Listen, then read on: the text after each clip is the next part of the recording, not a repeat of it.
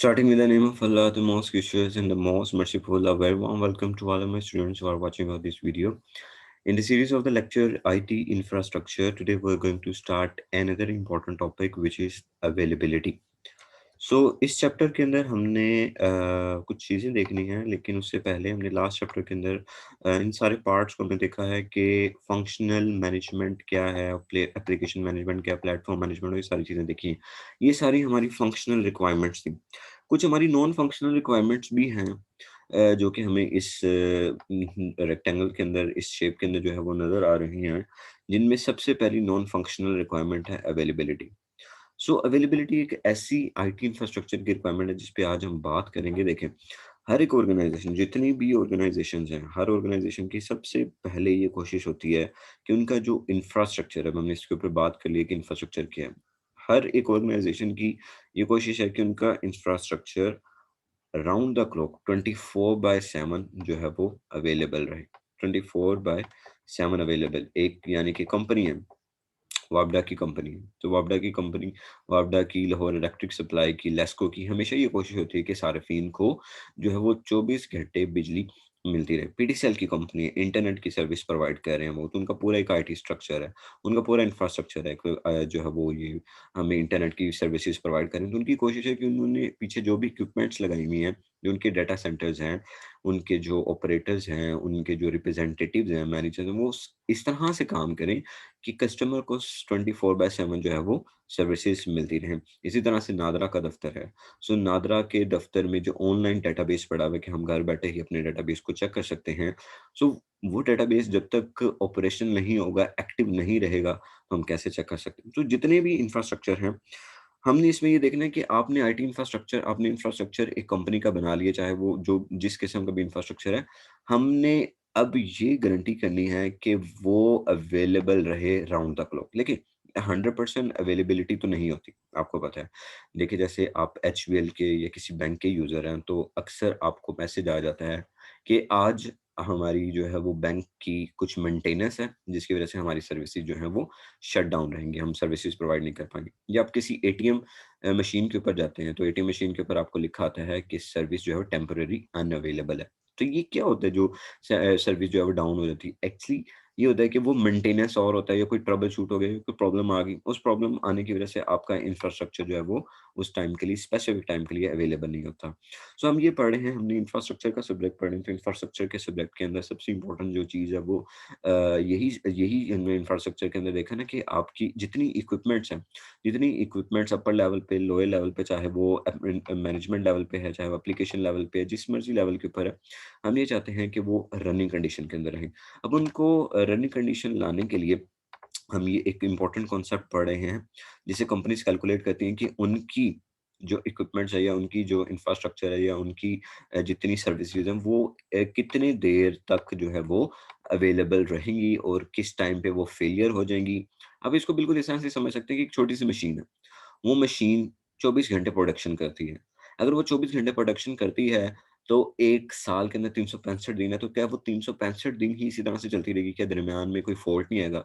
बिल्कुल उसका कोई फ़ॉल्ट आएगा। तो वो जिस टाइम पे उसका फ़ॉल्ट नहीं आएगा, तो हम कहेंगे अब मशीन की प्रोडक्शन अवेलेबल नहीं है, वो मशीन अवेलेबल नहीं है। इसी तरह से आप इंटरनेट इस्तेमाल कर रहे हैं, तो इंटरनेट हम कहते हैं कि जी पीटीसीएल की सर्विसेज़ बहुत अच्छी है, वो 24/7 इंटरनेट आता है। तो सिर्फ़ 1 दिन की बात नहीं की जाती, ईयरली प्लान देखा जाता है कि 1 साल के अंदर 365 दिन है, 365 दिन के अंदर इन्होंने इतने दिन हमें सर्विसेज़ प्रोवाइड की, और दरमियान में हफ्ते बाद, 2 हफ्ते बाद, 1 घंटे के लिए इनकी सर्विस डाउन हो गई थी।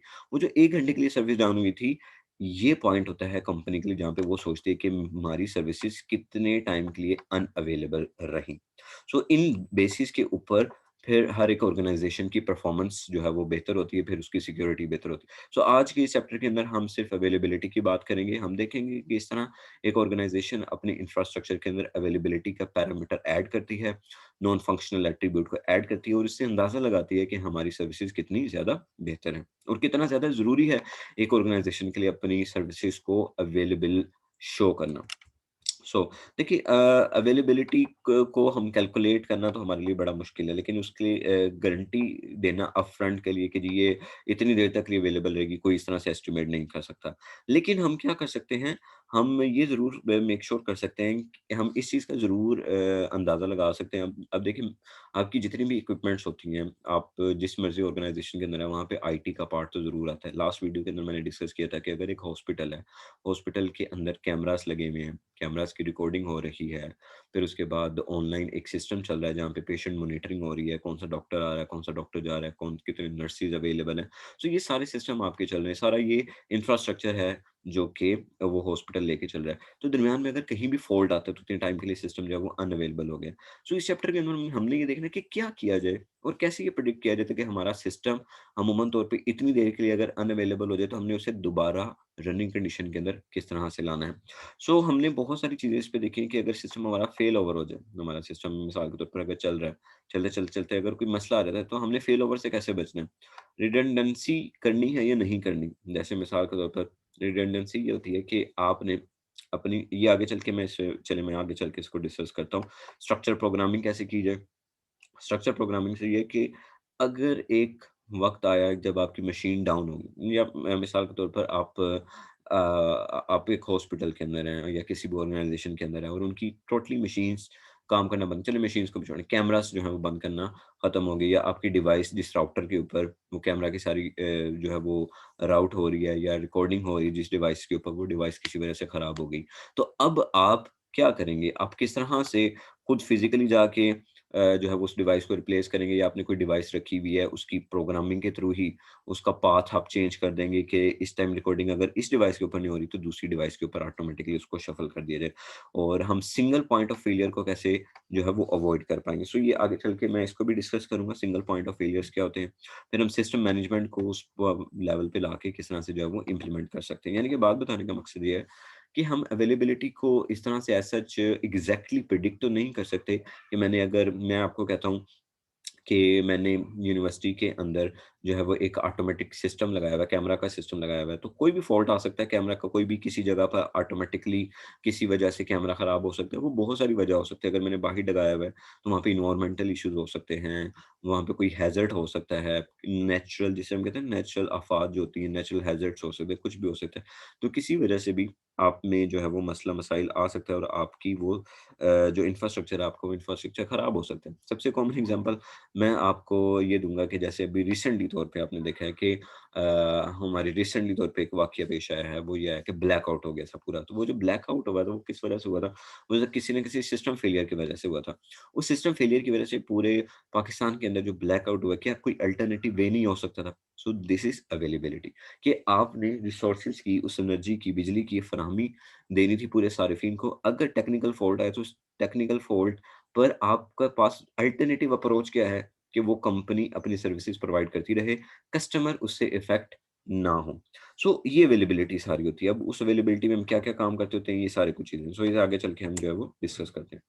देखिए, अवेलेबिलिटी जो सिस्टम की है वो अमूमन तौर पे किन टर्म्स में एक्सप्रेस की जाती है, उसमें हम डाउन टाइम देखते हैं, हम पर मंथ भी डाउन टाइम देखते हैं, पर वीक भी डाउन टाइम देखते हैं और पर डे भी हम डाउन टाइम देखते हैं। ये मिसाल के तौर पर आप समझ लें कि एक ऑर्गेनाइज़ेशन है और उस ऑर्गेनाइज़ेशन के अंदर सर्वर चल रहे हैं, सर्वर ऑपरेट कर रहे हैं, तो आपका सर्वर 1 हफ्ते में जो है वो कितने मिनट बंद रहा, ठीक है? 1 हफ्ते के अंदर वैसे तो डिवाइसेज़ इतने डाटा सेंटर्स के अंदर जो सर्वर्स पड़े होते हैं, वो बंद नहीं होते, लेकिन देखिए, वो है तो डिवाइसेज़ किसी न किसी वजह से बंद हो सकते हैं। वो आया कि आपने मेंटेनेंस के लिए बंद किया। हम खुद भी मेंटेन करते हैं ना, बाज़-औक़ात हम हार्डवेयर को अपडेट कर रहे होते हैं, सॉफ्टवेयर अपडेट कर रहे होते हैं, सॉफ्टवेयर में अपडेट्स हम जो है वो कर रहे होते हैं, तो कोई भी वजह हो सकती है। डाउन टाइम क्या होता है? डाउन टाइम होता है कि वो टाइम जिस वक़्त आपका सिस्टम डाउन था, वो प्रॉपर सर्विसेज़ प्रोवाइड नहीं कर पा रहा था, वो फेल था।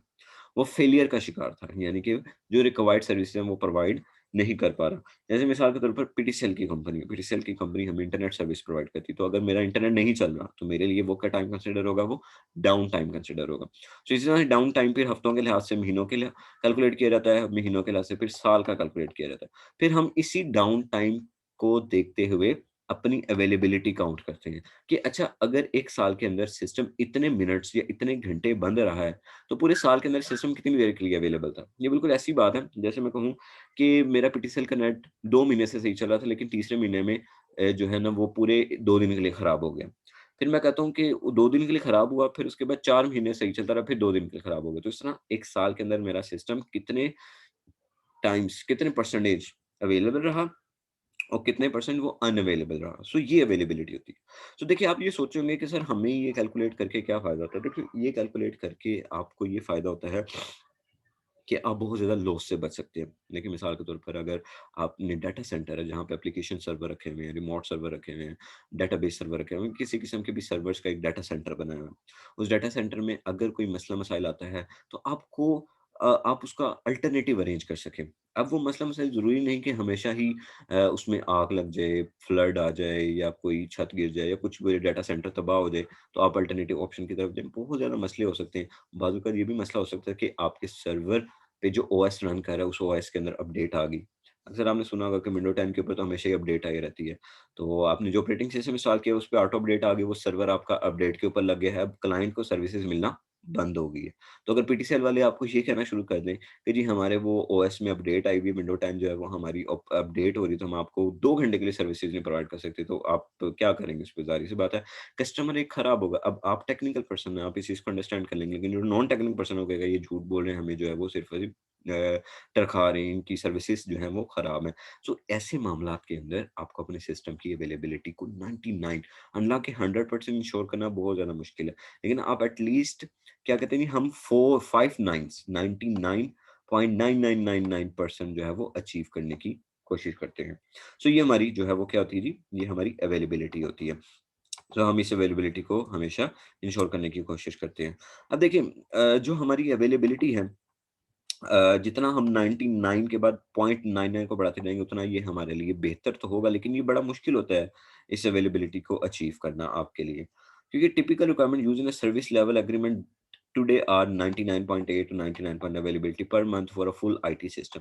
सो आजकल जो हम रिक्वायरमेंट्स हमने जो एग्रीमेंट किया हुआ है कि हम अपनी आईटी के लिए कितनी जो है वो एग्रीमेंट जो है हमारा, हम प्रोवाइड करेंगे 99.8% की अवेलेबिलिटी को इंश्योर करेंगे और 90.99 पॉइंट सिंगल 9 तक बस रहेंगे, इससे ज़्यादा जो है वो हमारे लिए जाना मुश्किल होगा। लेकिन 99.999 तक की अवेलेबिलिटी को इंश्योर करना जो है वो काफ़ी ज़्यादा मुश्किल होता है।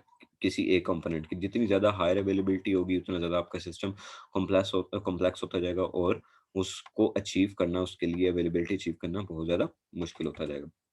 अब देखिए यहाँ पे एक छोटा-सा आपको हिंट दिया जा रहा है।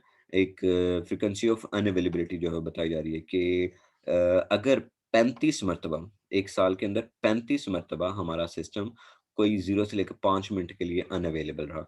सो जो ऑर्गनाइज़ेशन होती है, वो ऑर्गनाइज़ेशन इस तरह के चार्ट्स अपने पास जो है वो बना के रखती है और फिर इस इन्फॉर्मेशन को वो बाद में मुख्तलिफ पर्पज़ेज़ के लिए यूज़ करती है और वो इससे आइडिया लगाती है कि हमारे पास जो इस टाइम आईटी का हमारा जो सिस्टम है, उस सिस्टम के अंदर कितने टाइम्स जो है वो अनअवेलेबिलिटी रही, कितनी दफ़ा वो अनअवेलेबल हुआ। तो नंबर ऑफ इवेंट्स से मुराद है 35 मरतबा। 1 साल के अंदर 35 मरतबा हमारा सिस्टम कोई 5 मिनट के लिए गायब रहा। गायब रहने से क्या मुराद है जी, 5 मिनट के लिए हमारा जो सिस्टम है वो अनअवेलेबल हो गया। सो इस सिस्टम की अनअवेलेबिलिटी को हम किस तरह से जो है वो इंश्योर कर सकते हैं? हम किस तरह से ये चीज़ जो है वो लेके चल सकते हैं कि हमें ऐसी जो है वो प्रॉब्लम जो है वो फेस ना करनी पड़े? सो ये सबसे बड़ा जो है वो इम्पोर्टेंट पॉइंट होता है कि आपको जो है वो ये चीज़ें मेक श्योर करनी है, अदरवाइज़ एक ऑर्गनाइज़ेशन के लिए काफ़ी ज़्यादा प्रॉब्लम्स हो सकती हैं। हमारे पास मैक्सिमम फ्रीक्वेंसी ऑफ अनअवेलेबिलिटी का चार्ट इस तरह से जो है वो हम अपने पास बना के रख सकते हैं और इससे हम फर्दर प्रेडिक्शंस कर सकते हैं और आप ये समझ लें, यानी कि हम एक ऑर्गेनाइजेशन अपनी प्रेडिक्शन कर सकती है कि अगर इन केस हमारी अवेलेबिलिटी ना हो, हमारी इंफ्रास्ट्रक्चर की, हमारी इक्विपमेंट्स की, तो उस सूरत हाल में हमने क्या करना है और क्या चांस है कि ये सिस्टम कोई भी कंपोनेंट जो है वो ख़राब हो सकता है और उस केस के लिए हमें फिर जो है वो किस किस तरह से किस पॉइंट का सहारा लेना पड़ेगा और हमें क्या करना पड़ेगा? जब भी हम अवेलेबिलिटी की बात करते हैं, अवेलेबिलिटी के अंदर कुछ स्पेसिफिक जो हैं वो टर्म्स आती हैं। अब वो टर्म्स क्या-क्या हैं? सबसे पहली जो आपको टर्म नज़र आ रही है, ये टर्म है एमटीबीएफ, मीन टाइम बिटवीन फेलियर। इस चीज़ को पहले समझ लेते हैं कि ये मीन टाइम बिटवीन फेलियर क्या है, फिर आगे जो है वो हम चलते हैं। देखिए, मिसाल के तौर पर आपको एक छोटी-सी जो है वो मैं एग्ज़ाम्पल देता हूँ। एक छोटी-सी मैं एग्ज़ाम्पल देता हूँ ताकि आपको ये चीज़ समझ आ सके कि मीन टाइम फेलियर हमारे पास क्या है। एक मशीन है, देखिए मैं ये चार्ट बनाता हूँ यहाँ पे, ठीक है जी? ये चार्ट बना है, ये चार्ट बना हुआ है मेरा, ठीक है? एक मशीन है, ये मशीन है, ये मशीन कुछ मटेरियल प्रोड्यूस कर रही है, ठीक है। सो यहाँ पे मैं समझ लेता हूँ 0 और ये ले लेता हूँ T1, T1, T2, ये टाइम टाइम मैं ले रहा हूँ T2, T3 और ये T4 और ये T5।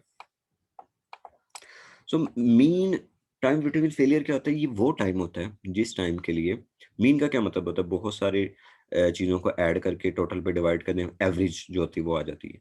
तो मीन टाइम बिटवीन फेलियर वो वाला टाइम लेते हैं कि जिस टाइम के लिए आपकी मशीन, आपकी इक्विपमेंट्स, आपकी सर्विसेज जो है वो रनिंग कंडीशन में थी, नॉर्मल कंडीशंस के दरमियान थी। तो मिसाल के तौर पर ये देखिए मशीन ए है, ये अभी वर्क कर रही है, फंक्शनल कर रही है, ठीक है जी, ये फंक्शनल कर रही है। तो आप समझ लें कि ये जो T1 टाइम है, ये T1 टाइम के लिए यहाँ तक ये अभी फंक्शनल थी, ठीक है जी। ये फंक्शनल थी, यानी कि मैंने घड़ी का टाइम देखा 10 बजे में भी इस टाइम 10 बज रहे, ये मशीन जो है वो बिल्कुल ठीक काम कर रही है, बिल्कुल ठीक काम कर रही है। सो T1 कह दें कि 10 बज गए, इसे कह दें कि 10 बजे में यहाँ तक। सो 10 बजे मैंने देखा ये मशीन बिल्कुल ठीक काम कर रही थी। 10 बजे तक ये मशीन बिल्कुल ठीक काम करती रही। फिर मैंने दोबारा देखा, 11 बजे देखा, 11 बजे बिल्कुल मशीन जो है वो काम कर रही थी। तो ये 11 कर लें क्योंकि ये 11 बजे में, 11 बजे बिल्कुल मशीन जो है वो ठीक काम कर रही थी। तो इस टाइम के लिए भी मशीन जो है वो ठीक काम कर रही है। लेकिन 11 बजे 11 बजे एकदम से मशीन खराब होती है और उसमें एरर आ जाता है। वो मशीन, मेरी सर्विसेज जो है वो रुक जाती है। सो अब 11 से लेकर कितनी देर तक, 11 से लेकर कितनी देर तक मुझे मेरी मशीन जो है वो रुकी रही? 11 से लेकर कितनी देर तक मेरी जो आगे फर्दर मशीन है वो काम नहीं कर रही, वो रुकी हुई है। सो लेट्स से आधे घंटे के लिए मेरी मशीन जो है वो रुकी हुई है और वो आधे घंटे के लिए काम करना उसने बंद कर दिया। तो आधा घंटे के लिए उसने काम करना बंद कर दिया। तो 11 से लेकर उस आधे घंटे के लिए, उस आधे घंटे के लिए, उस हाफ आवर के लिए, उस हाफ आवर के लिए आपकी मशीन क्या होगी? बंद होगी। ठीक है जी? आपकी मशीन में फिर उसके बाद दोबारा चली, अब वो 12 बजे तक चलती रही, 1 बजे तक। अब 2 बजे दोबारा से मशीन में एक आ रहा है या आपकी सर्विसेज़ डाउन हुई। देखिए मशीन इसलिए कह रहा हूँ ताकि आपको थोड़ा-सा आसान हो समझने के लिए। एक्चुअली बात हो रही है इंफ्रास्ट्रक्चर की कि ऑर्गनाइज़ेशन के अंदर जो उसकी सर्विसेज़ हैं, किस टाइम पे जाके डाउन होती हैं। वो किसी भी स्पेसिफिक चीज़ की हो सकती है, ओवरऑल भी हो सकती है और एक स्पेसिफिक कंपोनेंट की भी हो सकती है। तो 2 बजे जाके ये समझ लें आप 2 बजे जाके मशीन सिस्टम सर्विसेज़ आपकी फिर से डाउन हो गई। और हमें आधा घंटा घंटा लगा इस वक़्त एरर को रिज़ॉल्व करने में और हमने 3 बजे मशीन को रिज़ॉल्व कर दिया। अब मीन टाइम बिटवीन फेलियर क्या होगा? मीन टाइम बिटवीन फेलियर होगा कि आप ये वाला टाइम निकाल दें जितनी देर के ये फेलियर हुआ है, जितनी देर के लिए फेल हुआ है। 2 से लेकर देखिए 11 से लेकर सॉरी 10 से लेकर आपकी मशीन जो है वो चली है 2 बजे तक, ठीक है? तो किस किस टाइम के लिए हुआ जी? 1 घंटा, 10 से लेकर 12 तक 1 घंटा, तो 1 ऑवर। फिर उसके बाद 11 से लेकर 12 तक फिर 1 ऑवर, ठीक है जी? फिर 1 ऑवर, फिर 12 से लेकर 1 तक। अब देखिए 11 से लेकर 12 तक हम आधा घंटा सॉरी करेंगे इसमें, हाफ एन आवर, ठीक है? सो हम करेंगे 0.5 आवर। सो 0.5 आवर हम करेंगे। So 0.5 hour plus 1 hour plus 1 hour, अब ये टोटल कितने हो गए ये? टोटल कितने हमने घंटे देखा था? 11 से 2, 10 से 2 के दरमियान देखा। सो 10 11 12 1 2, सो 4 घंटे। तो टोटल हमारे पास 4 घंटे। सो ये हमारे पास average mean time between failure होगा। तो अगर नहीं समझ आया मैं दोबारा बताता हूँ आपको। यानी कि बेटा देखिए आप वो वाला टाइम लेते हैं, आप उन सारे टाइम की एवरेज ले लेते हैं जिस टाइम के लिए आपकी जो सर्विसेज़ हैं वो एक्टिव रहीं, नॉर्मल ऑपरेशन वो करती रहीं। जितना भी एवरेज टाइम आपका पास किया फेलियर्स के दरमियान, यानी कि फेलियर होने से पहले और फेलियर होने के बाद, ठीक है? वो वाला टाइम आपका जो है वो मीन टाइम बिटवीन फेलियर होता है। It's very important term, you have to remember it. So mean time failure मैं एक और तरीके से आपको समझाने की कोशिश करता हूँ कि मीन टाइम फेलियर ऐसा टाइम होगा जिस टाइम पे आपकी जो डिवाइस है, आपकी जो सर्विसेज़ है वो नॉर्मल ऑपरेशनल काम करे। वो टोटल टाइम आप ले लें और उसको टोटल पे ऐड कर दें, टोटल टाइम जितनी देर के लिए वो ऑपरेशनल है, उसको लेके अगर आप टोटल पे यानी कि ऑपरेशनल आवर को, ठीक है? ऑपरेशनल आवर को एमटीबी आपका क्या कहता है? ये कहता है G mean time between failure, ये कहता है कि आप टोटल वर्किंग वर्किंग आवर्स जितने जिसमें नॉर्मल काम पर है, अगर आप इसे डिवाइड कर दें, अगर आप डिवाइड कर दें टोटल आवर्स के ऊपर, तो आपके पास क्या आ जाएगा? आपके पास ये एमटीबीएफ आ जाएगा। अगर आप हर एमटीबीएफ का एवरेज ले लें, ठीक है? अगर आप इसका टोटल मीन ले लें, अगर आप हर एमटीबीएफ के लिए 1 दिन के लिए, 2 दिन के लिए, 3 दिन के लिए, 4 दिन के लिए, 5 दिन, पूरे साल के लिए अगर आप एवरेज लें, तो वो मीन टाइम हो जाएगा आपका, ठीक है। तो वैसे जो मीन टाइम एवरेज होता है वो उसका हम जनरल जो तौर पे जो फार्मूला लेते हैं वो ये फार्मूला हम लेते होते हैं, time total working hour over total hours, कि कितने टाइम आपने काम किया। देखिए अब ये जो टोटल आवर्स होते हैं, ये टोटल आवर्स हमारे क्या होते हैं, ये टोटल आवर्स वही होंगे कि 10 से लेकर 2 बजे तक आपने मशीन को चलाया। अब इसमें वो वाला टाइम नहीं ऐड करना आपने, जिस टाइम आपकी मशीन बंद रही। आपने सिर्फ़ वो वाला टाइम लेना है जिस टाइम में आप और नॉर्मल तौर पे ऑपरेट कर रहे थे। सो उसको टोटल वर्किंग आवर पे डिवाइड कर देंगे तो आपका मीन एमटीबीएफ आ जाएगा। मीन टाइम बिटवीन जो है वो आप फेलियर काउंट कैलकुलेट कर लेंगे। इसी तरह अगली जो टर्म अवेलेबिलिटी के लिए हम इस्तेमाल करते हैं वो है हमारे पास एमटीटीआर। सो एमटीटीआर क्या है? ये है हमारा mean time to repair. So mean time to repair, mean time to repair से क्या मुराद होती है कि आपको कितना टाइम लगा, time it takes to recover from a failure, आपको कितना टाइम लगा फेलियर से दोबारा नॉर्मल कंडीशन पे आने पे, फेलियर से दोबारा नॉर्मल कंडीशन पे आने पे। सो ये एमटीटीआर है कि ये आप इस पॉइंट पे आके आपका सिस्टम फेल हुआ और इतनी देर के लिए आपका सिस्टम अनअवेलेबल हो गया, मतलब कि आधे घंटे के लिए आपका सिस्टम बंद हुआ, अब आपको आधा घंटा लगा उसे दोबारा नॉर्मल कंडीशन पे लाने के लिए। सो आई होप आपको ये दो टर्म्स क्लियर हुई होंगी। दोबारा से रिवाइज करता हूँ, एमटीबीएफ सिंपल वो बताता है कि टोटल आपका सिस्टम 4 घंटे चला, 4 घंटे में वो नॉर्मली तौर पे कितनी देर ऑपरेट करता रहा। हो सकता है 4 घंटे में जो है आधा घंटा वो बंद रहा हो, आधा घंटा बंद रहा हो, घंटा बंद रहा हो लाइट जाने की वजह से या किसी एरर की वजह से, कोई भी जो है वो प्रॉब्लम हो सकती है। और एमटीटीआर आपका क्या बताता है? एमटीटीआर बताता है कि जो है वो आपका सिस्टम जब खराब हुआ, खराब होने के बाद जब हमने उसे ठीक किया, तो ठीक करने में एक्चुअली जो है वो उसे कितना टाइम लगा। सो ये कुछ कंपोनेंट्स के हमने एग्जांपल के तौर पे हम इस तरह से कैलकुलेट कर लेते हैं और हर ऑर्गेनाइजेशन, इदारा, प्रोड्यूस करने वाला इदारा इन कंपोनेंट्स के वो ये कैलकुलेट करके देता है। वो कहता है कि जी हार्ड डिस्क है। तो कहता है कि हार्ड डिस्क जो है वो तकरीबन 1 साल के अंदर इतने घंटे ऑपरेशनल करती है। यानी कि ये कितने हैं 1 साल के अंदर, तो नहीं, ये तकरीबन वो कहती है कि अपनी लाइफ टाइम के अंदर वो इतने मर्तबा नॉर्मल ऑपरेशन कर सकती है, इतने घंटे चल सकती है। 750,000 तक, मतलब कि इतने आवर्स जो है वो हार्ड डिस्क आपकी उसके एमटीबी हो सकते हैं, ठीक है? मीन टाइम बिटवीन फेलियर इतना हो सकता है, यानी कि अगर इसमें कोई एरर भी आ जाए तो उस एरर को रिज़ॉल्व करने के बाद आपकी जो डिवाइस है वो इतने टाइम्स क्या हो सकती है, वर्किंग कंडीशन के अंदर रहेगी, नॉर्मल कंडीशन। इसी तरह power supply, fan, Ethernet network switch और रैम। सो ये हर डिवाइस का एक पैरामीटर होता है जो कि ये इंश्योर करता है कि इसकी अवेलेबिलिटी कितनी होगी। आप इसको इसी तरह से सोच सकते हैं जैसे आपका आईफोन है। सो आईफोन में अगर आप जाएँ तो वहाँ बैटरी की प्रॉपर्टीज़ होंगी। तो बैटरी में देखें तो उसकी लाइफ साइकिल आ रही होती है कि इसकी जो हेल्थ है वो 80% है या 90 में, वो कैसे कैलकुलेट करता है? वो इसी तरह से कैलकुलेट करते हैं। वो ये कैलकुलेट करते हैं कि हमने ये जो बैटरी डिज़ाइन की है, ये कितनी मर्तबा रिचार्ज हो सकती है। तो उस रिचार्जिंग के अंदर जितनी मर्तबा आपने रिचार्ज कर लिया और बाकी उसकी रिचार्जिंग टाइम रह गया, वो उसको माइनस करके आपको उसकी हेल्थ कैलकुलेट करके दे देते हैं। तो ये भी कुछ उसी तरह से पैरामीटर है कि एक हार्ड डिस्क है, एक हार्ड डिस्क के ऊपर आप डाटा कितनी मर्तबा सेव कर सकते हैं, डिलीट कर सकते हैं, सेव कर सकते हैं, डिलीट कर सकते हैं, या उसके ऊपर डाटा आप रिटेन रख सकते हैं। तो ये उसके वो वर्किंग आ रहे हैं। पावर सप्लाई है, तो पावर सप्लाई कितने घंटे जो है वो ऑपरेशनल रह सकती है। तो 100,000 आवर्स जो है वो एक पावर सप्लाई फंक्शनल रह सकती है, नॉर्मल रह सकती है। ठीक है जी? अब जो एमटीटीआर होता है हमारा, देखिए मीन टाइम टू रिकवर जो होता है वो हमेशा लो रखा जाता है, क्योंकि हमेशा आप यही चाहते हैं ना कि आपको कम से कम टाइम लगे। कोई दरमियान में अगर सिस्टम में फेलियर आ गया तो आपको कम से कम टाइम लगना चाहिए उसको ठीक करने के लिए। जैसे पीटीसीएल की सर्विसेज आप ले रहे हैं, तो पीटीसीएल का अगर सिस्टम कहीं पे डाउन हो जाता है, लेट्स से कि पीटीसीएल इंटरनेट सर्विसेज प्रोवाइड कर रहा है, उनका मेन जो हेड ऑफिस है उसमें कोई टेक्निकल फॉल्ट आ गया, अब उनकी क्या कोशिश होगी? अब उनका जो टाइम टू रिकवर होगा, वो अपनी सर्विसेज को दोबारा बहाल करने का जो टाइम होगा वो क्या होगा? वो कम से कम रखने की कोशिश करेंगे, ठीक है? अब ये कम से कम रखने के लिए वो उसको कैसे कम से कम कर सकते हैं? अब देखिए कंपनी ने ये भी सोचना है कि अगर खुदा ना खास्ता हमारे टेक्निकल ऑफिस में, हमारे सेंटर के अंदर, हमारे सर्वर रूम्स के अंदर अगर कोई मसला आ जाता है, तो हम उसको अपने एमटीटीआर को कैसे कम से कम कर सकते हैं? 2-3 तरीके। पहले तरीके ये है, वो कहता है कि हम जिन कंपनी से हमने ये सर्वर्स इंस्टॉल कराए हुए हैं, उनसे कॉन्ट्रैक्ट कर लेते हैं सप्लायर्स के साथ। कि जनाब अगर हमारा कोई मसला होगा, आपने मेंटेनेंस भी हमें प्रोवाइड करनी है, फौरन हमें बंदा प्रोवाइड करना है। हम अपने पास स्पेयर पार्ट्स रख लेते हैं, जैसे पावर सप्लाई का स्पेयर रख लेते हैं, कोई स्विच है, राउटर है, सर्वर है, उसको एक एक्स्ट्रा रख लेते हैं कि अगर कोई सिस्टम कभी खराब हो, तो हमारे पास बैकअप पे वो सिस्टम जो है वो बैकअप के ऊपर पड़ा हो और हम फौरन से उसे क्या कर सकें, इंस्टॉल कर सकें। हम ऑटोमेटेड रिडंडेंसीज और फेल ओवर इंस्टॉल कर सकते हैं। फेल ओवर से क्या मुराद है और रिडंडेंसी से क्या मुराद है?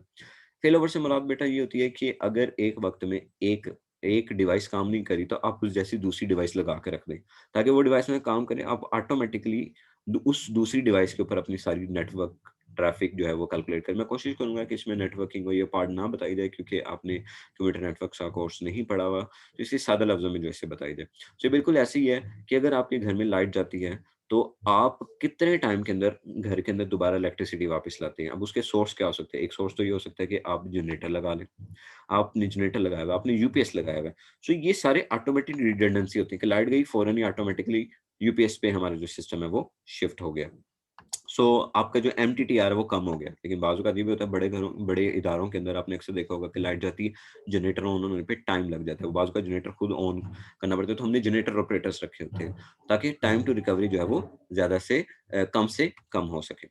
अब किस तरह से हम टाइम टू रिकवरी जो है वो बेहतर कर सकते हैं, उसमें ये है कि अगर कोई एरर आता है, ज़ाहिर-सी बात है आप उस एरर को आपको रिपेयर करना पड़ेगा, लेकिन आप अपने एमटीटीआर को किस तरह से कम कर सकते हैं? देखिए, उसका सबसे बेहतरीन हल ये है कि आपके सिस्टम पे आपको जो है वो पता लग जाता है बाज़ औक़ात आपके डाटा सेंटर्स के अंदर या आपके सर्वर रूम के अंदर या आपके कंप्यूटर्स के ऊपर आपको अक्सर जो है वो अलार्म मैसेजेस आते हैं, तो उस अलार्म मैसेज को इग्नोर नहीं करना चाहिए।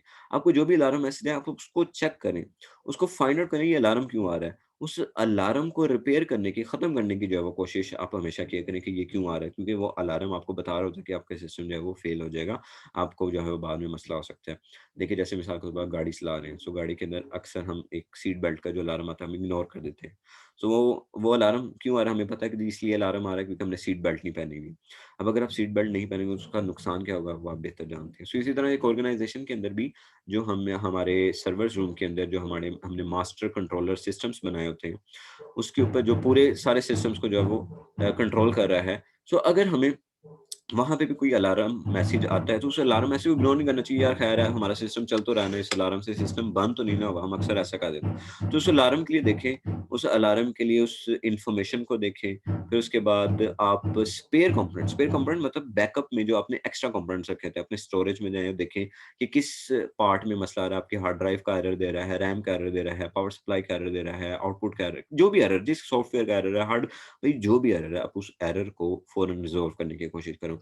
आप कोशिश करें, आपके पास टेक्नीशियन होना चाहिए जो डाटा सेंटर में आए, अगर हार्डवेयर का एरर है, तो वो स्पेयर कंपोनेंट अपने साथ लगाए और फ़ौरन ही उसे अटैच कर दे, और अगर फिज़िकली तौर पे उस एरर को ठीक करना है, किसी कंपोनेंट को अटैच करने की ज़रूरत नहीं है, तो आप फिज़िकली उस एरर को स्टार्ट करें और फिर बाद में आप टेस्ट करें और अपने सिस्टम को दोबारा से रीस्टार्ट कर दें, ताकि आप बड़े नुकसान से जो है वो बच सकें और आपका इस तरह से टाइम टू रिकवरी जो है वो कम किया जा सकता है।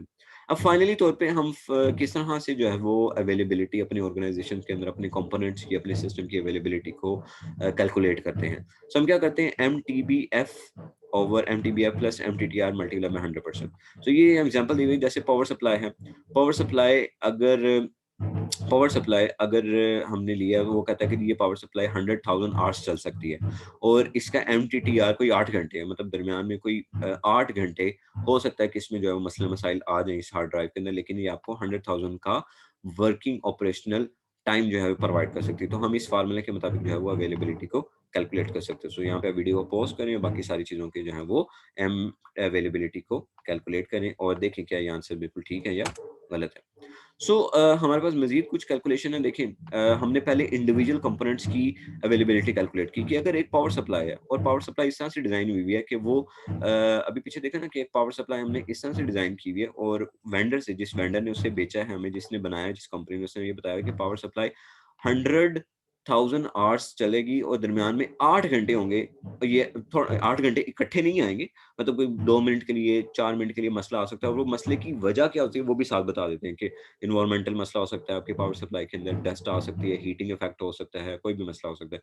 यानी कि वो कहते हैं कि जी हमारी पावर सप्लाई 99.99% अवेलेबल रहेगी। ठीक है जी? सो हम इस हर कंपोनेंट की अवेलेबिलिटी को लेते हैं, मतलब मिसाल के तौर पर मैंने एक सिस्टम लगाया पूरा, उस सिस्टम के अंदर पावर सप्लाई है, पावर सप्लाई को सिस्टम को कोल्ड करने के लिए फैन लगा हुआ है, सिस्टम बोर्ड है, मेमोरी है, सीपीयू है और एनआईसी कार्ड लगा हुआ है। सो ये पावर सप्लाई मेरे इतने टाइम्स अवेलेबल रहती है, फैन मेरा इतने टाइम्स अवेलेबिलिटी देता है, सिस्टम बोर्ड मेरे इतने टाइम्स अवेलेबिलिटी देता है, मेमोरी कार्ड भी इतने टाइम। इन सारी अवेलेबिलिटीज़ को जब मैं आपस में मल्टीप्लाई करता हूँ, तो मेरे पास जो फाइनल अवेलेबिलिटी आती है, वो ये अवेलेबिलिटी आती है। यानी कि ओवरऑल जो सिस्टम की अवेलेबिलिटी है, वो 99.9 बन जाती है। यानी कि जितना ज़्यादा आप कंपोनेंट्स बढ़ाते जाएँगे, देखिए हर कंपोनेंट की अगर आप इंडिविजुअल अवेलेबिलिटी देखें, तो आपको ये पता लगता है कि हर इंडिविजुअल कंपोनेंट की अवेलेबिलिटी 99.99 थी। लेकिन जब आपने सारे कंपोनेंट्स को इकट्ठा लिया और सारे कंपोनेंट्स की कंप्लीट अवेलेबिलिटी निकाली, तो वो अवेलेबिलिटी इंडिविजुअल कंपोनेंट से वो अवेलेबिलिटी जो है वो कम आई। सो अगर एक भी डिफेक्ट आ जाता है, तो उससे आपका डाउन टाइम जो है वो इफेक्ट हो सकता है। मिसाल के तौर पर अगर सिस्टम बोर्ड खराब हो गया, तो सिस्टम बोर्ड की वजह से आपका fan, power supply, CPU, NSI card, ये मसला खराब जो है वो हो सकता है। सो आप उसमें डाउन टाइम को किस तरह से इंश्योर करेंगे? सो आप उसमें ये इंश्योर करते हैं कि आप सिस्टम बोर्ड ही नया रिप्लेस कर दें। अब बजाय इसके कि आप देखें यार मैं सिस्टम बोर्ड को ठीक करता हूँ, मैं ठीक करके भी लगाऊँ, नहीं, आपके पास स्पेयर ही एक सिस्टम बोर्ड होना चाहिए, ताकि वो खराब हो उसे उतारा और लगा दिया। बाद में उसे लैब के अंदर आप भेज दें कि ठीक है, हम बाद में जो है वो सिस्टम बोर्ड को लेंगे और ठीक करेंगे। इसी तरह अगर आपका फैन खराब हो गया, तो आप ये ना करें कि फैन को जल्दी से साफ करो, फैन को रिपेयर करो, सोल्डरिंग करो, लगाओ। भई आप फैन को उतारो, नया फैन लगाओ और इस फैन को बाद में करना। क्योंकि आपके लिए क्या इंपॉर्टेंट है? आपके लिए अवेलेबिलिटी इंपॉर्टेंट है। आपने अवेलेबिलिटी को जो है वो इंश्योर करना है। सो एक और तरीका है, वो ये कहता है कि आप अपना पूरे का पूरे, देखिए ये पूरा एक सिस्टम था, ये पूरा एक सिस्टम था। वो कहता है कि बजाय इसके कि आप पूरे एक सिस्टम में अंदर एक कंपोनेंट को रिप्लेस करें और अपनी अवेलेबिलिटी टाइम को आप ज़्यादा करने की कोशिश करें, आप ये पूरे सिस्टम पैरेलल में लगा लें। तो अगर खुदा ना खास्ता अगर ये वाला सिस्टम का कोई भी कंपोनेंट दरमियान में डाउन हो जाता है, तो आप फ़ौरन ही उसे दूसरे कंपोनेंट के ऊपर शिफ्ट कर दें। ये दूसरा जो हमारे पास कंपोनेंट है, इन दूसरे कंपोनेंट्स के ऊपर आप शिफ्ट कर दें। और पहले वाले कंपोनेंट में जो वाला पार्ट खराब हुआ है आपका, जो भी पार्ट आपका खराब हुआ है, उस पार्ट को आप ठीक करना शुरू कर दें और उसको रिप्लेस करके दोबारा से दोनों को फंक्शनल बना दें। सो इस तरह से भी आप अपनी अवेलेबिलिटी को बेहतर जो है वो इंश्योर कर सकते हैं। ये हमारा होता है सिंगल पॉइंट ऑफ फॉल्ट। ये जो अभी पीछे पड़ा था, सिंगल पॉइंट ऑफ फॉल्ट होता है हमारा, कि अगर कोई भी एक पॉइंट फॉल्टी हो जाए, तो उसकी वजह से आपका सिस्टम डाउन हो सकता है। तो उससे बेहतर ये है कि आप पैरेलल में 2 सिस्टम लगा लें। यानी कि पैरेलल में 2 सिस्टम लगा लें कि अगर एक सिस्टम खराब होता है, तो उस सिस्टम को छोड़ दें, अपने कनेक्शन दूसरे सिस्टम के ऊपर कर दें, ताकि वो सिस्टम आपकी सर्विसेज को बंद ना करे और पहले सिस्टम में आप मेंटेनेंस करना शुरू कर दें, देख लें क्या एरर है, उसको खत्म। ये बिल्कुल ऐसे ही बेटा, जैसे आप लाहौर से कराची जा रहे हैं, तो अगर लाहौर से गुजरांवाले जा रहे हैं, कहीं भी जा रहे हैं, अगर मोटरवे नहीं चल रही, तो आप दूसरा रास्ता जीटी रोड का इख्तियार करके जो है अपना सफ़र कर सकते हैं, आपने रुकना नहीं है। फिर मोटरवे पे जो भी मसला मसाइल हुआ है, उसको आप क्लियर कर सकते हैं। अब पैरेलल के केस में हम टोटल अवेलेबिलिटी किस तरह से देखते हैं, तो उसके लिए भी हमारे पास फार्मूला है। ये फार्मूला है total availability is equal to 1 minus A1 over n। एक सिस्टम की अवेलेबिलिटी, इंडिविजुअल सिस्टम की अवेलेबिलिटी, पहले सिस्टम की अवेलेबिलिटी कितनी है और टोटल नंबर ऑफ सिस्टम्स कितने हैं हमारे पास। तो हमारे पास टोटल 2 सिस्टम है। सो ये फार्मूला पुट करेंगे तो हमारे पास 99.99 अवेलेबिलिटी आ जाएगी। जबकि सिंगल सिस्टम के साथ आपके पास अवेलेबिलिटी कितनी आ रही थी? 99.9 आ रही थी। तो डबल पॉइंट के बाद देखिए हमें डबल 9 जो है वो अचीव हो रहे हैं। सो अब अगला सवाल, सबसे इम्पोर्टेंट सवाल ये पैदा होता है कि जनाब ये एरर्स आते किस वजह से हैं? देखिए, उसमें जो सबसे पहले हम बात करेंगे एरर आने की जो सबसे बड़ी वजह है वो कौन है? ये वो हम इंसान खुद हैं। ठीक है? देखिए, हम इंसान खुद किस तरह से एरर लाते हैं? हम लाते हैं कि जी हम एक टेस्ट करने जा रहे हैं कि जी अच्छा, हम चेक करते हैं कि हमारा हम अपने सिस्टम में अगर ये कंपोनेंट लगा लें तो ये बेहतर होगा कि नहीं होगा? तो इस वजह से भी एरर आ सकते हैं। हम बाज़-औक़ात गलती से किसी और कंपोनेंट को जो है वो उतार देते हैं। लगाना हमने उतारना किसी और कंपोनेंट को होता है, लेकिन हम किसी और कंपोनेंट को उतार देते हैं, तो वो गलती हम इंसानी गलती है। बाज़-औक़ात आप क्या करते हैं, एक अच्छी हार्ड डिस्क रेड टेक्नोलॉजी है एक दरअसल, जिसमें क्या होता है, आप मिररिंग इंश्योर करते हैं। यानी कि आप ये इंश्योर करते हैं कि अगर 2 हार्ड डिस्क लगी हुई हैं, अगर एक हार्ड डिस्क फुल हो जाए या एक हार्ड डिस्क में कोई एरर आ जाए, तो दूसरी हार्ड डिस्क बैकअप के लिए आपके पास मौजूद होनी चाहिए। तो आप डाटा सेंटर गए और जो खराब वाली हार्ड डिस्क थी, उसको नहीं उतारा बल्कि सही वाली हार्ड डिस्क को उतार लिया। तो उसकी वजह से भी आपका जो है वो एरर आ सकता है।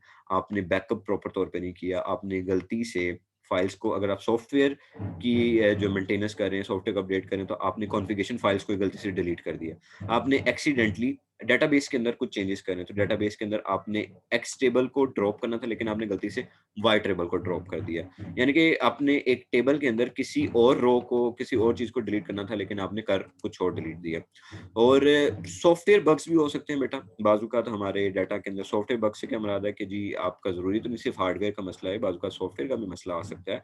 आपका सॉफ्टवेयर जितना ज़्यादा बड़ा होता जाता है, आपको पता है सॉफ्टवेयर के अंदर बग्स वैसे ही आते जाते हैं। देखिए जैसे विंडो है, विंडोज़ सिस्टम हमें अपडेट क्यों भेजता है? अपडेट इसलिए भेजता है क्योंकि उसने उसने एक बार सॉफ्टवेयर बना दी, लेकिन बाद में उसे रियलाइज होता है कि ओहो इसके अंदर तो ये भी बग है, ये भी बग है, क्योंकि जैसे जैसे सॉफ्टवेयर इस्तेमाल होता जाता है वैसे वैसे उसके बग जो है वो क्लियर जो है वो हमें नजर आते हैं। तो एप्लीकेशन सॉफ्टवेयर के अंदर भी बग आता जाता है।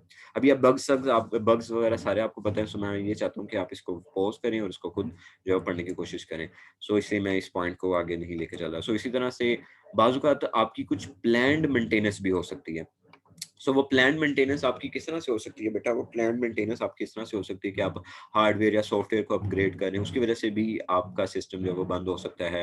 आप कुछ सॉफ्टवेयर चेंजेस कर रहे हैं, आप अपने डाटा का बैकअप इंश्योर कर रहे हैं। बाज़ इदारे करते हैं ना डाटा, जैसे गूगल अपना डाटा अगर कहे कि जी मैं अपना डाटा इंश्योर कर रहा हूँ, मैंने डाटा बैकअप्स करने हैं, तो कुछ देर के लिए मेंटेनेंस के लिए हम आपको गूगल सर्च इंजन जो है वो नहीं चल पाएगा, या वो बैकअप क्रिएट करते हैं। सो होता ये कि हम ये जितने भी हैं इंफ्रास्ट्रक्चर के पार्ट्स, ये हमारे सारे माइंड में होना चाहिए कि इससे क्लाइंट जो है वो इफेक्ट नहीं होना चाहिए। हम जिस टाइम में मेंटेनेंस कर रहे हो, हम उस टाइम के अंदर जो है वो क्लाइंट को इन्फॉर्म करें कि हमारी मेंटेनेंस सर्विसेज इस टाइम के लिए रहेंगी। सो आपने इस टाइम के लिए हम आपसे माज़रत ख़्वाह। अक्सर आपने देखा है ना, आपको मैसेजेस आ जाते हैं कि एचबीएल की सर्विस जो है वो इतने टाइम से लेकर इतने टाइम तक बंद रहेगी मेंटेनेंस की वजह से। तो एक्चुअली क्या कर रहे होते हैं, वो सॉफ्टवेयर की एप्लीकेशन अपडेट कर रहे होते हैं, अपना सर्वर अपडेट कर रहे होते हैं, डेटाबेस अपडेट कर रहे होते हैं। और अक्सर ये टाइम जो होता है ना बेटा, ये अक्सर टाइम रात का होता है, क्योंकि उस वक़्त जो ज़रा ट्रैफ़िक होती है इस्तेमाल करने की वो ज़रा कम होती है। इसी तरह आपने अक्सर देखा होगा रोड्स पे भी, अगर आप देखें अगर रोड पे कोई नया इशारा लग रहा है या रोड्स के ऊपर कंस्ट्रक्शन हो रही है, तो वो कंस्ट्रक्शन अक्सर रात के वक़्त ज़्यादा ज़ोरों-शोर से हो रही होती है। क्यों? क्योंकि उस वक़्त ट्रैफ़िक कम होती है, ट्रैफ़िक का बहाव कम होता है। तो इस वज़ह से वो रात को अक्सर जो है वही ये मेंटेनेंस जो है वो इंश्योर करते हैं। बाज़-औक़ात ये जो अनअवेलेबिलिटी, ये हम सारे जो हैं वो सोर्सेज़ पढ़े हैं अनअवेलेबिलिटी के। अब ये जो अनअवेलेबिलिटी है, वो ये बाज़-औक़ात अनअवेलेबिलिटी फिज़िकल डिफेक्ट्स की वज़ह से भी हो सकती है। देखिए, फिज़िकल जो जितने कंपोनेंट्स हैं, जितने मैकेनिकल कंपोनेंट्स हैं, देखिए वो चीज़ तो मैकेनिकल है ना, मैकेनिकल से मुराद है कि वो आपकी मैकेनिकल पार्ट्स चल-चल के टाइम आता है जब वो टूट जाएँगे हीटिंग इफ़ेक्ट की वज़ह से, फ्रिक्शन इफ़ेक्ट की वज़ह से। तो आप किस तरह से इंश्योर कर सकते हैं? एक फ़ैन है जो कि इक्विपमेंट्स को ठंडा होने के लिए आपने रखा हुआ है, तो वो भी कभी ना कभी डस्ट की वज़ह से उसके बेयरिंग्स में डस्ट आ सकते हैं, मोटर ख़राब हो सकती है, कोई भी जो है वो प्रॉब्लम हो सकती है, तो उसकी वज़ह से ये मसले-मसाइल आपको आ सकते हैं कि आपका जो फ़ैन है वो ख़राब हो। इसी तरह से आपकी डिस्क ड्राइव्स हैं, आपको पता है कि ड्राइव के अंदर क्या होता है, एक रीड और राइट हेड होता है और स्पिंडल होता है जिसके ऊपर रोटेट करता है, तो वो रीड राइट हेड भी मैकेनिकल पार्ट है ना, वो भी कभी ख़राब हो सकता है। आपकी टेप्स में भी डिफेक्ट्स आ सकते हैं, वो टेप्स के अंदर जो है वो रीलिंग होती है और वो मूव कर होता है। जिस किस्म की भी टेप है, टेप डाइव यानी कि जो भी आपके बेटा डिवाइसेज़ हैं, जिस तरह भी जो भी मैकेनिकल डिवाइस है, उस मैकेनिकल डिवाइस में भी बाज़-औक़ात फिज़िकल डिफेक्ट आ सकता है। आप प्रेडिक्ट नहीं कर सकते कि ये मैकेनिकल पार्ट लॉन्ग लाइफ़ है, with the passage of time आहिस्ता-आहिस्ता आपके जो वो पार्ट्स हैं, वो क्या होना शुरू हो जाते हैं, वो खराब होना शुरू हो जाते हैं। तो आप वो डिफेक्ट किसी वजह से भी आ सकता है, अनअवेलेबिलिटी किसी वजह से भी हो सकती है आपके सिस्टम के अंदर।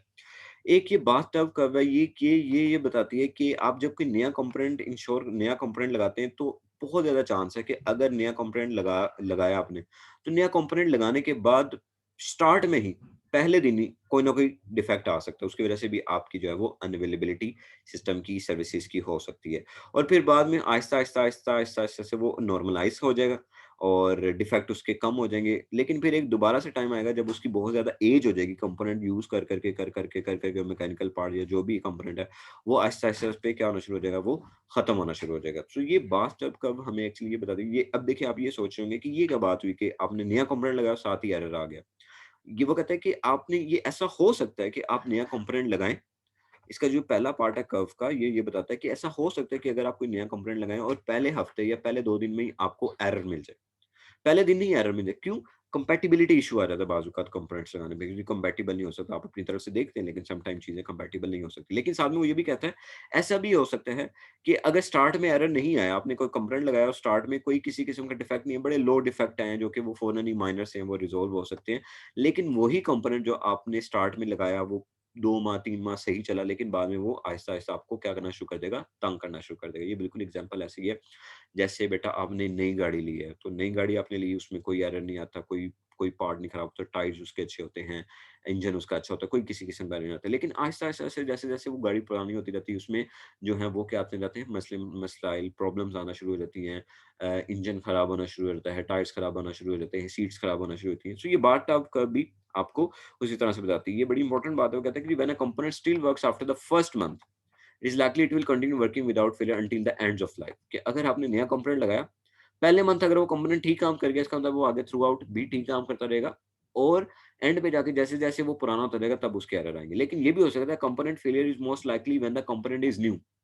जब कोई कंपोनेंट नया लगाया तो बहुत ज़्यादा चांस ये भी हो सकता है कि वो कंपोनेंट फौरन ही जो है वो फेल हो जाए कंपैटिबिलिटी की वजह से। तो दोनों चीज़ें जो है वो हमारे पास हो सकती हैं। सो ये एक बाथ कर्व की बात भी हमने जो है वो एक सोर्स ऑफ अनअवेलेबिलिटी जो है हमारे पास हो सकता है। और इसके अलावा क्या सोर्सेज़ हैं अनअवेलेबिलिटी के जिसकी वजह से एक सिस्टम में अनअवेलेबिलिटी हो सकती है। देखिए फैसिलिटी जैसे पावर फेलियर हो सकता है, जैसे मैंने एग्ज़ाम्पल दिया आपको ब्लैकआउट की। कूलिंग का सिस्टम खराब हो सकता है कि आपने अक्सर देखोगे एटीएम मशीन्स के अंदर जाएँ तो एसी लगा होता है, तो वो क्यों लगा होता है? वो क्योंकि कितनी बड़ी मशीन है, उसकी वजह से जितनी हीट जनरेट हो रही है, वो हीटिंग इफेक्ट उसको नुकसान दे सकता है, कंपोनेंट हीट अप हो सकते हैं और मशीन खराब हो सकती है। तो उसको ठंडा रखने के लिए हम जो है वो फैन लगाते हैं। सो इसमें क्या करना चाहिए आपको उस फैन जो हमने एसी लगाते हैं सॉरी, सो वो एसी अगर खराब हो जाए तो उसकी वजह से आपका कूलिंग सिस्टम खराब हो सकता है, तब भी सोर्स जो है ये भी एक सोर्स होता है अनअवेलेबिलिटी के। इसके अलावा किसी वजह से आग लग सकती है, अर्थक्वेक आ सकता है, फ्लड हो सकता है। सो ये सारे के सारे हमारे पास क्या हैं जी, सोर्सेज़ हैं अनअवेलेबिलिटी के। इसके अलावा कॉम्प्लेक्सिटी ऑफ इंफ्रास्ट्रक्चर भी एक सोर्स हो सकता है अनअवेलेबिलिटी का। देखिए यानी कि ये कहता है कि अभी मैं आपको एग्जांपल एक दे रहा था जिसमें हमने देखा था कि 2 सिस्टम मुख्तलिफ सिस्टम आप जो है वो यूज़ कर लें। अगर मैं पीछे लेके जाऊँ तो हमने देखा था यहाँ पे कि आपने एक ये सिस्टम यूज़ किया हुआ है। तो आप अपनी इस सिस्टम की अवेलेबिलिटी ले रहे हैं 99.977। अगर आप 2 सिस्टम पैरेलल में ले लें तो आपकी अवेलेबिलिटी 99.99 हो जाती है। तो कॉम्प्लेक्सिटी ऑफ इंफ्रास्ट्रक्चर भी कुछ इसी तरह से कहता है। वो ये क्या कहता है? वो ये कहता है कॉम्प्लेक्सिटी इंफ्रास्ट्रक्चर वो कहता है कि यार ये 2 सिस्टम तुम्हें लेने की ज़रूरत नहीं, एक ही सिस्टम रखो और तुम मल्टीपल पावर सप्लाई अपने पास रख लो। यानी कि तुम पैरेलल में ना इसके साथ 3-3 पावर सप्लाई जोड़ दो कि अगर एक पावर सप्लाई खराब हो तो मैं फ़ौरन इसके साथ लगा दूँगा। मतलब मिसाल के तौर पर इस सिस्टम में कोई मसला आता है, मेमोरी में मसला आ गया, तो वो कहता है कि तुम्हें ये पूरा सिस्टम, पूरा अपना इंफ्रास्ट्रक्चर किसी नए सिस्टम में, यानी कि इस जैसे ये पैरेलल है ना, तो पैरेलल में हमने क्या किया था कि यहाँ पे अगर मेमोरी में मसला आ गया था, इस वाला कंपोनेंट ये वाला खराब हो गया था, तो हमने इस पूरे पाथ को यहाँ से लेकर यहाँ पे स्विच कर दिया था, इस पे स्विच कर दिया था। तो वो कहता है कि नहीं, तुम्हें इस तरह से पैरेलल में स्विच करने की ज़रूरत नहीं है। पैरेलल में स्विच करने की ज़रूरत नहीं है, तुम क्या करो, तुम मेमोरी के लिए एक्स्ट्रा कंपोनेंट इसी के साथ अटैच रखो, एक एक्स्ट्रा मेमोरी अटैच रखो, इसके साथ एक एक्स्ट्रा मेमोरी अटैच रखो कि अगर ये कंपोनेंट खराब हो, तो तुम फ़ौरन ही मेमोरी को दूसरे कंपोनेंट पे शिफ्ट कर दो। तो कॉम्प्लेक्सिटी ऑफ इंफ्रास्ट्रक्चर जो है वो बढ़ती जाती है। वो कहते हैं कि इस तरह ना करो, इस तरह से जो आपकी कॉम्प्लेक्सिटी है वो बढ़ती जाएगी।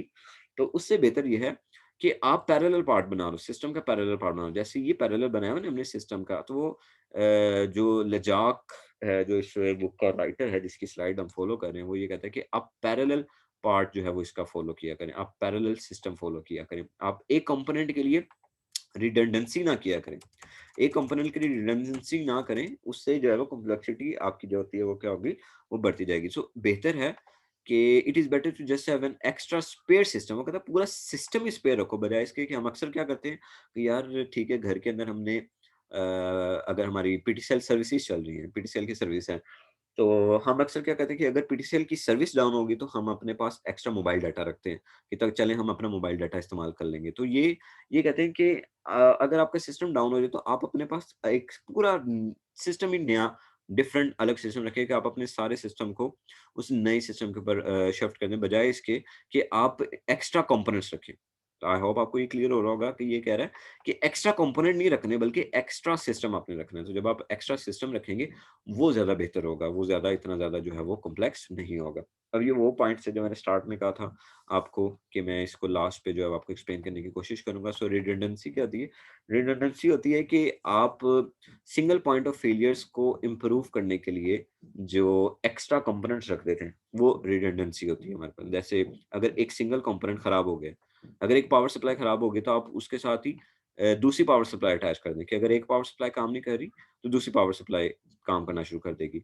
इसी तरह नेटवर्किंग इंटरफ़ेस कार्ड है, अगर एक कार्ड नहीं काम कर रहा तो उसके साथ आप दूसरा कार्ड अटैच कर दें। केबल है, अगर एक केबल नहीं चल रही तो आप उसके साथ दूसरी केबल अटैच कर दें। तो ये रिडंडेंसी होती है, कंपोनेंट रिडंडेंसी होती है एक्चुअली। रिडंडेंसी का मतलब होता है रिपीट करना किसी चीज़ को। तो अगर आपका एक कार्ड फेल हो गया, दूसरा कार्ड लगा दें वो, ताकि उससे जो है वो प्रॉपर फंक्शनिंग उसकी जो है वो करना शुरू कर देगी। इसी तरह फेल ओवर। तो फेल ओवर क्या होता है कि फेल ओवर ये होता है कि आप अगर आपका पूरा एक सिस्टम फेल हो गया, तो पूरे सिस्टम को आप किस तरह से किसी दूसरे सिस्टम के ऊपर जो है वो स्विच करेंगे, ताकि आप आपका जो सिस्टम है वो प्रॉपर तौर पे फंक्शनैलिटी जो है वो क्या कर सके, इंश्योर कर सके। आपका सिस्टम जो है वो फंक्शनैलिटी को इंश्योर कर सकें। सो उस चीज़ को जो है वो किस तरह से हम इंश्योर कर सकते हैं। सो ये चीज़ है हमारी देखने वाली फेल ओवर के अंदर। तो ये उसकी एग्ज़ाम्पल दे रहा है कि आप क्लस्टर डेटाबेस जो है वो उसमें तैयार रखें। उस केस से भी आप इंश्योर कर सकते हैं और बहुत ज़्यादा तरीके हो सकते हैं फेल ओवर को इंश्योर करने के। Fall back. फॉल बैक बेटा ये होता है कि आपका अगर मिसाल के तौर पर किसी वजह से आपका डाटा सेंटर जहाँ पे आपने पूरे एप्लीकेशन सर्वर रखे हैं, वहाँ पे किसी वजह से कोई डिज़ास्टर आ गया, आग लग गई है या कुछ भी हो गया है या फिर फ्लड आ गया, पानी भरा है, बहुत ज़्यादा बारिशें हुई हैं और आपका जहाँ पे सर्वर रूम था, उस सर्वर रूम के अंदर बहुत ज़्यादा पानी चला गया। अब आपकी सर्विसेज़ डाउन हो गई हैं। अब आपने उन सर्विसेज़ को बहाल करना है। अब आपने उन सर्विसेज़ को बहाल करना है, आपने डिज़ास्टर रिकवरी करनी है। तो उसको बहाल करने के लिए आप क्या करेंगे? आप स्विच ओवर करेंगे। स्विच ओवर से क्या मुराद है? स्विच ओवर से मुराद ये है कि आप अपने सारे कंप्यूटर्स, सारा सिस्टम, सारा कुछ, सारा सेटअप किसी और जगह पे शिफ्ट करेंगे। अब ये जो शिफ्टिंग होती है इसको हम फॉल बैक कहते हैं, जो आप स्विचिंग कर रहे हैं। अब ये 3 किस्म की होती है, हॉट साइड, कोल्ड साइड और वार्म साइड। हॉट साइड क्या होती है? आई होप आपको फॉल बैक क्लियर हुआ होगा। फॉल बैक क्या होता है कि अगर खुदा ना खास्ता किसी वजह से अगर आपको कोई चीज़ ना समझ आए, तो फ़ौरन रिवाइंड किया करें, वीडियो को स्टॉप किया करें, थोड़ा पीछे जाया करें और दोबारा सुनने की कोशिश किया करें, बजाए इसके कि आप ये सोचें यार समझ ही नहीं आ रही। सो फॉल बैक ये होता है कि अगर किसी वजह से आपका डाटा सेंटर में आग लग गई या पानी भर आया या फ्लड कुछ भी हो गया, अब आप अपना वो सारा सेटअप एक जगह से दूसरी जगह किस तरह से स्विच करोगे? वो फॉल बैक होता है। मतलब किस तरह से आप मैनुअल स्विच बाय मारोगे कि आपका सिस्टम दोबारा से बहाल हो जाए। वो सारा सर्वर रूम दोबारा से सर्विसेज़ करना शुरू कर दिया। 2 किस्म की 3 किस्म की साइट, पहले हॉट साइट। हॉट साइट ऐसी साइट होती है कि आपने क्या होता है जैसे एक सर्वर रूम था, उस सर्वर रूम के अंदर पानी आ गया। अब आपने अपने उसी बिल्डिंग के अंदर दूसरा एक सर्वर रूम बनाया हुआ है। इसके अंदर सारे सिस्टम्स रखे हुए हैं, सारे सॉफ्टवेयर्स कंप्यूटर्स के अंदर इंस्टॉल किए हुए हैं। सो आप क्या करेंगे, आपने एक fully configured fall back data centre बनाया हुआ है। आप सारे डाटा सेंटर को, सारे इक्विपमेंट्स को और उसी डाटा सेंटर के अंदर मतलब कि बिल्कुल एक पैरेलल डाटा सेंटर बनाया हुआ है। उसके अंदर पावर का सिस्टम भी है, उसके अंदर कूलिंग का सिस्टम भी है और इसके अंदर अलग से आपने एप्लीकेशन सर्वर रखे हुए हैं और उन एप्लीकेशन सर्वर के ऊपर सॉफ्टवेयर भी इंस्टॉल है। और बस आप क्या करेंगे, आप यहाँ का इस सर्वर रूम का जो डाटा है, आप फ़ौरन ही हार्ड डिस्क निकालेंगे, उसके डाटा को फ़ौरन ही इस डाटा सेंटर, ये वाले डाटा सेंटर के अंदर जो सर्वर लगे होंगे, उन पे डाटा को बैकअप मारेंगे और अपने सर्विसेज़ दोबारा जो है वो शुरू कर देंगे। लेकिन इसके लिए आपको क्या करना पड़ता है, पैरेलल में एक सर्वर रूम को मेंटेन रखना पड़ता है। एक सर्वर रूम को मेंटेन रखना पड़ता है, सॉफ्टवेयर को मेंटेन रखना पड़ता है, डाटा को मेंटेन रखना पड़ता है ताकि आप इस चीज़ को मेक श्योर कर सकें कि अगर कोई मसला हो तो आप फ़ौरन दूसरे सर्वर रूम के ऊपर चल जाएँ। यानी कि ये इस चीज़ को आप ऐसे समझ सकते हैं कि आप एक वक़्त में एक ही चीज़ के लिए 2 रूम में आपने सिस्टम रखे हुए हैं। इस रूम के अंदर भी वही एप्लीकेशन सर्वर हैं और इस रूम के अंदर भी वही एप्लीकेशन सर्वर हैं। सो अगर खुदा ना खास्ता इस रूम के अंदर कोई प्रॉब्लम होती है, तो आप अपना सारे कनेक्शन इसके ऊपर शिफ्ट कर देंगे। सो आपकी सर्विसेज़ दोबारा से बहाल हो सकती हैं। ठीक है जी? दूसरी साइड होती है कोल्ड साइड। कोल्ड साइड में ये होता है कि आपने बनाए दोनों रूम होते हैं। आपने दोनों रूम्स बनाए होते हैं। ये आपका मेन रूम होता है और ये आपका सेकेंडरी रूम होता है। ये आपका सेकेंडरी रूम है। अब अगर खुदा ना खास्ता इस पहले वाले रूम में जहाँ पे आपके एप्लीकेशन सर्वर पड़े हुए हैं, यहाँ पे कोई मसला आ जाता है, आग लग जाती है, फ्लड आ जाता है या कुछ भी हो जाता है, तो आप सेकेंडरी रूम में शिफ्ट तो करते हैं, लेकिन इस सेकेंडरी रूम के अंदर कुछ चीज़ें मिसिंग होते हैं। जैसे यहाँ पे आपने अपने जो एप्लीकेशन सर्वर्स रखे हुए हैं, उनके ऊपर सॉफ्टवेयर्स नहीं इंस्टॉल, उनके ऊपर डाटा बैकअप नहीं हो रहा था डेली बेसिस के ऊपर, तो आपको थोड़ा-सा टाइम लगेगा। इस सर्वर अपने सारे डाटा को, अपनी सारी सर्विसेज़ को इस वाले सर्वर रूम के साथ चलाने के लिए आपको अब थोड़ा-सा क्या लगेगा, टाइम लगेगा। सो ये इस तरह की हमारी कोल्ड साइट्स होती हैं। सो वार्म साइट्स क्या होती हैं? वार्म साइट्स आप एक्चुअली कह सकते हैं कि वार्म साइट्स कोल्ड साइट और हॉट साइट का एक्चुअली मिक्स मिक्स होती हैं। कि आपको कंप्यूटर फैसिलिटी तो अवेलेबल होती है, लेकिन इसमें पावर सिस्टम नहीं होता, कूलिंग सिस्टम नहीं होता, कंप्यूटर्स होते हैं लेकिन उनमें एप्लीकेशन इंस्टॉल हो भी सकती है, इंस्टॉल नहीं भी हो सकती। मतलब कोई ना कोई मसला मसाइल आपको ज़रूर होगा। जो कोल्ड और हॉट साइड में चीज़ें होती हैं, वो आपकी वार्म साइड के अंदर नहीं होंगी, कोई ना कोई चीज़ मिसिंग होगी आपको, तो आपको कुछ ना कुछ टाइम जो है वो लगेगा ही लगेगा। सो आगे है जी, हम जितनी हमारी बिज़नेस कम्युनिटीज़ हैं, हम हमेशा हर बिज़नेस कम्युनिटी का हमेशा से ये मकसद होता है, हमेशा हर बिज़नेस कम्युनिटी का ये टारगेट होता है कि हम अपने आईटी डिज़ास्टर्स को डिफ़ाइन कर सकें। कि अगर कोई नेचुरल डिज़ास्टर आ सके, फ्लड आ सके, हुरिकेन आ सके, टोर्नेडोज़ आ सके, अर्थक्वेक आ सके या इंसान की वज़ह से कोई प्रॉब्लम हो सके, कोई टेररिज़्म का एक्ट हो सके या कुछ भी हो सके, कोई यरमाल बना ले, कोई भी प्रॉब्लम हो जाए, तो उस प्रॉब्लम से बचने के लिए हम अपने बिज़नेस को किस तरह से कंटिन्यू रख सकते हैं। जैसे कोरोना आ गया, सो कोरोना के अंदर पीटीसीएल की कंपनी चलाने के लिए ज़ाहिर बात आईटी सर्वर रूम तो है, लेकिन उनके मेंटेनेंस के लिए आपको स्टाफ भी चाहिए। सो आप उनको किस तरह से मेक श्योर कर सकते हैं कि आपकी जो बिज़नेस है वो नहीं रुकेगा किसी भी मसले मसाइल के अंदर। तो उसमें हम क्या करते हैं, उस बिज़नेस कम्युनिटी के अंदर हम अपने मैनेजमेंट के कुछ पार्ट इंश्योर करते हैं। उसे हम कहते हैं डीआरपी प्लानिंग करते हैं। इस डीआरपी प्लानिंग के अंदर हम कुछ खास किस्म के प्लान्स बनाते हैं। ठीक है जी? ताकि हम अल्टरनेटिव सॉल्यूशन जो है वो उसमें क्या कर सकें, हम उस अल्टरनेटिव सॉल्यूशंस को इंश्योर कर सकें। सो उस अल्टरनेटिव सॉल्यूशन के अंदर हमारे पास क्या-क्या चीज़ें आती हैं, उसके अल्टरनेटिव सॉल्यूशन के अंदर हमारे पास 2 चीज़ें आती हैं। 2 चीज़ें हम अल्टरनेटिव सॉल्यूशन के अंदर जो है वो लेके चलते हैं। सो पहली चीज़ होती है हमारी आरटीओ और दूसरी होती है हमारी आरपीओ।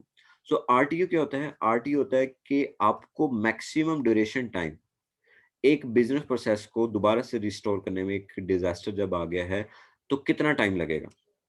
ठीक है? यानी कि आरटीओ, अगर मैं सिंपल इन चीज़ों को आरटीओ और आरपीओ को एक्सप्लेन करूँ, तो आरटीओ सिंपल लफ्ज़ों में ये है कि आप maximum duration of a time with in which a business process must be restored after a disaster, कि आप हर एक ऑर्गेनाइज़ेशन का एक होता है, जैसे मिसाल के तौर पे मैं आपको एग्ज़ाम्पल देता हूँ कि एक बोट है, ठीक है?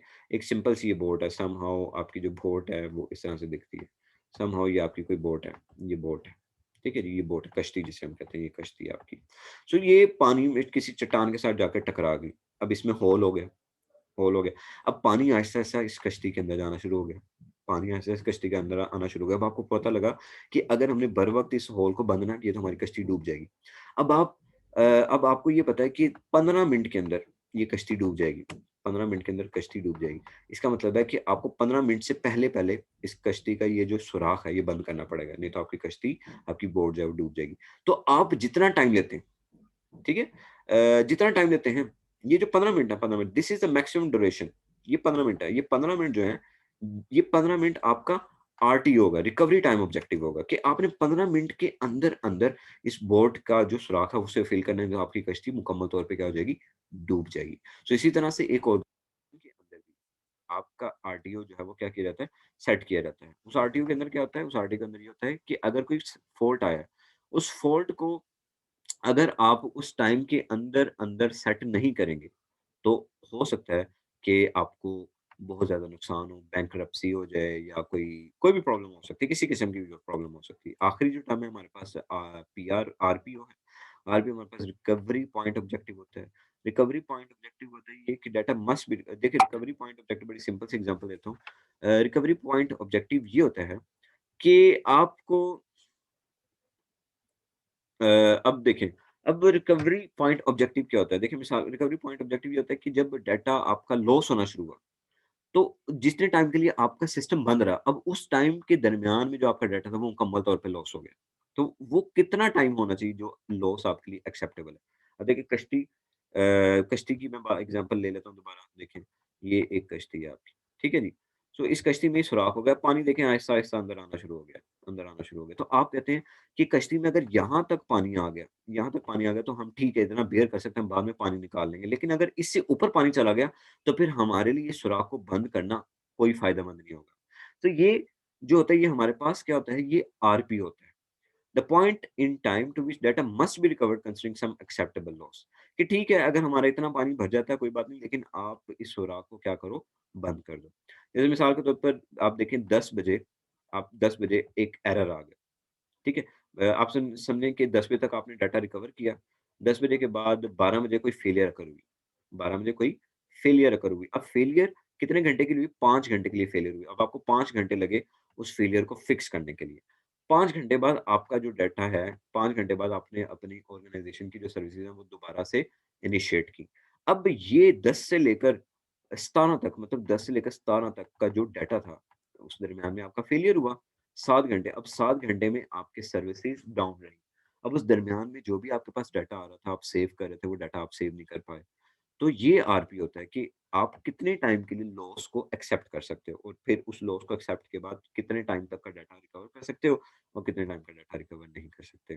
सो आई होप आपको ये चीज़ें समझ आई होंगी। अगर आपको कोई भी प्रॉब्लम हो इन चीज़ों में समझने के लिए, परेशान होने की, घबराने की ज़रूरत नहीं है। एक मर्तबा वीडियो को बैक करें, आपको समझ आ जाएगी। नहीं समझ आती, यूट्यूब चैनल के ऊपर, इसी के ऊपर ही डाउन कमेंट करें, मैं आपको रिप्लाई करने की कोशिश करूँगा। Thank you so much. Thank you so much.